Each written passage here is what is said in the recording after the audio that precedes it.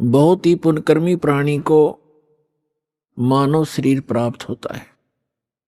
उससे भी पुण्यकर्मी प्राणी वो है जिसके अंदर सत्संग, परमात्मा की चाह है, प्रेरणा है, जिस कारण से वो कहीं ना कहीं भटक रहा है, कोई ना कोई भक्ति विधि अपनाए हुए।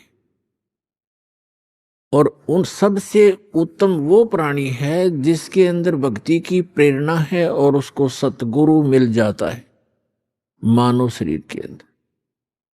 तो पुण्यात्मा, आप उन पुण्यकर्मी प्राणियों में से हो। उन best, good, better, best 3 quality होती है। आप उस बेस्ट क्वालिटी की पुण्यात्मा हो जो आपको ऐसे समय में मानव शरीर मिला।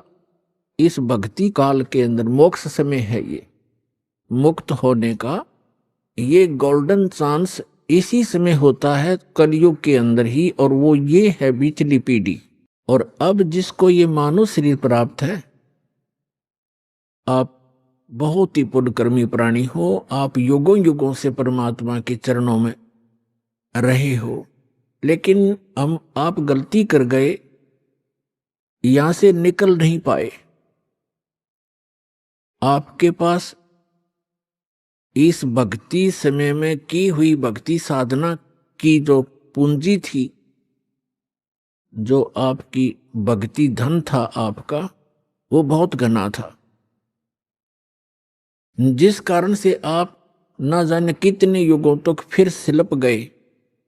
जो पुण्यात्माएं इस मोक्ष काल में पार नहीं हो पाएंगी, उनके पास भक्ति धन तो बहुत हो जाएगा, क्योंकि ये सत साधना ऐसी है, इसकी भक्ति से, इसकी साधना से भक्ति धन बहुत हो जाता है।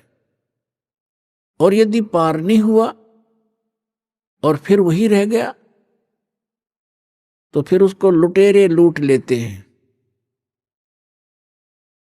ये काल एक लुटेरा है जिसके लोक में आप रह रहे हो। ये 1 नंबर का ठग है, बंटवारा कहा है संतों ने इसको, जो सुनियोजित तरीके से आपकी भक्ति धन का नाश करवाता है।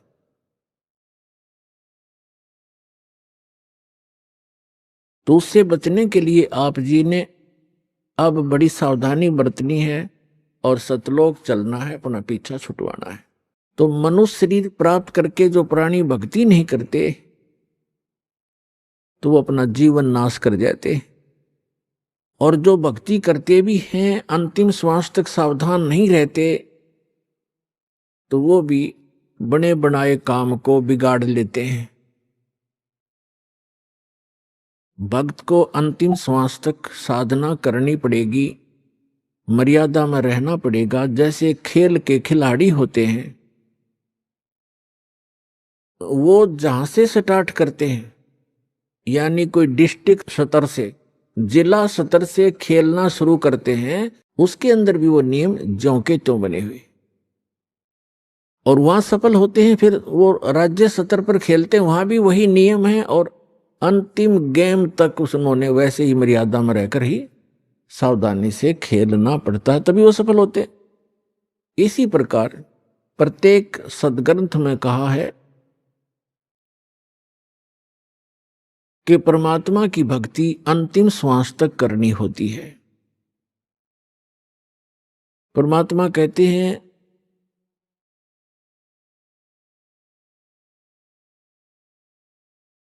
राम नाम रटते रहो जब तक घट में प्राण, कभू तो दीन दयाल के बनक पड़ेगी कान।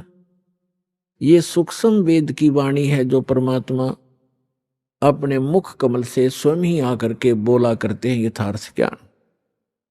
इसी का समर्थन दिया है यजुर्वेद अध्याय नंबर 40 के मंत्र नंबर 15 ने। उसमें कहा कि वायु अनिलम अथ इदम बसमांतम शरीरम, ओम करतो समर, किलबे समर और करतुम समर। अंतिम श्वास तक, इस शरीर के नष्ट होने तक इस ओम नाम का जाप काम करते करते सिमरण करो। विशेष कसक के साथ यानी श्रद्धा के साथ, एक विशेष आस्था के साथ इसका सिमरण करो और मनुष्य जीवन का मुख्य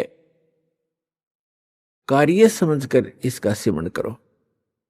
तब आप शरीर छोड़कर जाओगे तब तक इसका सिमरण करते रहोगे। इस ओम नाम से जितना भी अमरतम अमरत्व आपको प्राप्त होगा वो इस मंत्र से हो जाएगा। फिर ये तो है ब्रह्म तक की साधना। अब चाहे आप ब्रह्म की साधना करो और चाहे आप किसी परब्रह्म की साधना करो या परम अक्षर ब्रह्म की साधना करो, उनके लिए एक जैसे ही नियम होते हैं। तो श्रीमद् भगवत गीता में लिखा है 8वें अध्याय के 13वें श्लोक में गीता ज्ञानदाता कहता है कि मेरा सुमरण जो है, मेरी भक्ति, ओम इति एकाक्षरम ब्रह्म व्यवहारण माम अनुसमरण यह प्रयाति तजन देहम सयाति परमाम गतिम। मुझ ब्रह्म का केवल एक अक्षर ओम मंत्र है और कोई नहीं, नथिंग एल्स। इति, बस यही फाइनल है। और जो इस ये प्रयाति तजन देहम उच्चारण करके सिमरण करता हुआ जो शरीर छोड़कर जाता है, सयाति परमाम गतिम, वह ओम से मिलने वाली परम गति प्राप्त करता है। ओम किसका मंत्र है? ब्रह्म का। और ओम से कौन सा स्थान प्राप्त होता है? ब्रह्मलोक। देवी भागवत के अंदर 7वें स्कंद में गीता प्रेस गोरखपुर से प्रकाशित सचित्र मोटा टाइप केवल हिंदी के पृष्ठ नंबर 562 और 563 पर स्पष्ट किया है।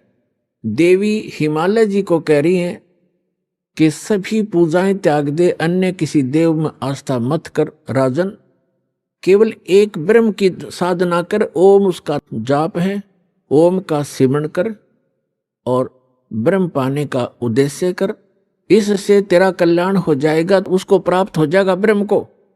और वह ब्रह्म ब्रह्मलोक रूपी दिव्य आकाश में रहता है, यानी वो ब्रह्मलोक में रहता है। यजुर्वेद अध्याय नंबर 40 के मंत्र 17 में 2 पुरुष बताए। एक तो ये वेद ज्ञान दाता ब्रह्म है, ये कहता मैं ब्रह्म हूं, अहम ओम खम ब्रह्म, मेरा ओम नाम है, मैं ब्रह्म हूं। और खम माने ब्रह्मलोक रूपी दिव्य आकाश में, वहां मैं रहता हूं। और जो पूर्ण परमात्मा है वो गुप्त है, वो प्रोक्ष है, वो ऊपर के तेजों में लोकों में रहता है। यजुर्वेद अध्याय नंबर 40 के मंत्र नंबर 10 से 13 तक स्पष्ट कर दिया है कि परमात्मा की यथार्थ जानकारी, परमात्मा कैसा है, वो जन्म लेता है नहीं लेता है, साकार है या निराकार है, उसके विषय में तत्वदर्शी संत बताते हैं। धीरा नाम उनसे सुनो, तत्वदर्शी संत वो बताएंगे वास्तविक ज्ञान, उनसे सुनो। और विद्वान और अविद्वान की पहचान भी वो संत बताएंगे।